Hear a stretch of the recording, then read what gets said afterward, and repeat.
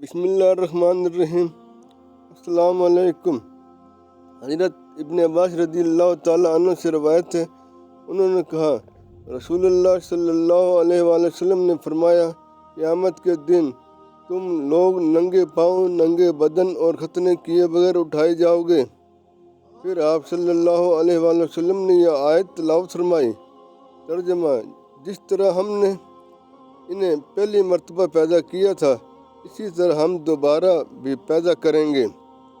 ये हमारा वादा है जिसे हम ज़रूर पूरा करेंगे। सबसे पहले सैयदना इब्राहीम अलैहिस्सलाम को लिबास पहनाया जाएगा। फिर मेरे असहाब में से कुछ लोगों को दाएं जन्नत की जानिब ले जाया जाएगा, लेकिन कुछ को बाएं जहन्नम की जानिब ले जाया जाएगा। तो मैं कहूँगा ये मेरे असहाब हैं, लेकिन मुझे बताया जाएगा कि आप जब इनसे जुदा हुए तो इस वक्त उन्होंने इर्तिदाद इख्तियार कर लिया था। मैं इस वक्त वही कुछ कहूँगा जो अब्द सालेह ईसा इब्न मरियम अलैहिस्सलाम ने कहा था। जब तक मैं इनके अंदर मौजूद रहा, इनकी निगरानी करता रहा, लेकिन जब तूने मुझे उठा लिया तो तू ही इनकी निगरानी करने वाला था, और तू हर चीज़ पर निगहबान है। अगर तू इन्हें सजा दे तो वो तेरे ही बंदे हैं, और अगर तू इन्हें माफ़ कर दे तो बलाशुबा तू ही सब पर गालिब और कमाल हिकमत वाला है। हज़रत अब्दुल्लाह बिन उमर रज़ियल्लाहु ताला अन्हु से रवायत है, उन्होंने फरमाया, अल्लाह की कसम, नबी करीम सल्लल्लाहु अलैहि वसल्लम ने हज़रत ईसा अलैहिस्सलाम के मुतल्लिक़ नहीं फरमाया कि वो सुर्ख रंग के थे, बल्कि आपने ये फरमाया था, इस वक्त जब मैं बहालत ख्वाब काबा का तवाफ़ कर रहा था तो अचानक देखा कि एक आदमी गंदमी रंग का है जिसके बाल सीधे हैं और वो दो आदमियों के दरमियान चल रहा है और इसके सर से पानी टपक रहा है। मैंने पूछा, ये कौन है? लोगों ने कहा, ये इब्न मरियम है। मैं पीछे मुड़कर देखने लगा तो मुझे एक और शख्स नज़र आया जो सुर्ख रंग, फरबा जिस्म और पेचदार घुंघरेले बालों वाला, दाएं आँख से काना, गोया इसकी आँख एक फूला हुआ अंगूर है। मैंने कहा, यह कौन है? लोगों ने कहा, यह दज्जाल है। वो लोगों में इब्न कतन यानी काफर से ज़्यादा मुशाहबत रखता था। हज़रत हुज़ैफ़ा रज़ी अल्लाह ताला अन्हु ने कहा, मैंने आप सल्लल्लाहु अलैहि वसल्लम को यह कहते हुए सुना, तुमसे पहले एक शख्स था, इसके पास फरिश्ता आया ताकि इसकी रूह कब्ज़ करे, तो इससे पूछा गया, क्या तूने कोई नेक अमल भी किया है? इसने कहा, मैं नहीं जानता। इसे दोबारा कहा गया, ज़रा नज़र तो डाल।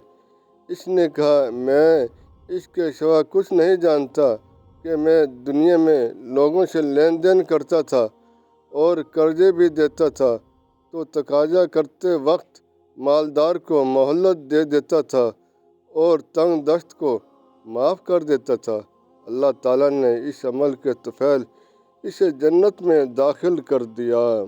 हज़रत हुज़ैफ़ा रज़ियल्लाहु ताला अन्हु ने कहा, मैंने आप सल्लल्लाहु अलैहि वसल्लम को ये कहते हुए सुना, एक शख्स मरने लगा। जब वो ज़िंदगी से बिल्कुल मायूस हो गया तो इसने अपने अहले खानों को वसीयत की कि जब मैं मर जाऊं तो मेरे लिए बहुत सी लकड़ियां जमा करके इनमें आग लगा देना और मुझे जला देना, और जब आग मेरे गोश्त को खा जाए और मेरी हड्डियों तक पहुंच जाए और वो भी जल कर कोयला हो जाए तो इस कोयले को पीस लेना, फिर किसी तेज़ हवा वाले दिन इसे दरिया में बहा देना।